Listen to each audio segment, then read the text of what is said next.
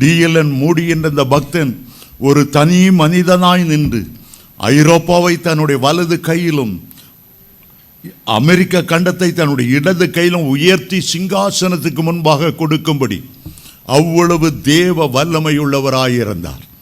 ஆண்டவர் பட்சபாதம் இல்லாத தேவன். டிஜிஸ் அவர்களை நம்முடைய தேசத்தில் பிறக்க செய்து ஒரு பெரும் அசைவை கொண்டு வந்தது போல கர்த்தர் உங்களையும் எடுத்து பயன்படுத்த போகிறார்.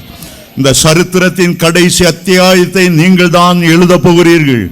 எலியாக்களை நான் எழும்ப பண்ண போகிறேன். எலியாக்களை நான் எழும்ப பண்ண போகிறேன். கர்த்தருடைய வார்த்தை உங்களுடைய செவிகளை துணித்துக் கொண்டு இருக்கிறது.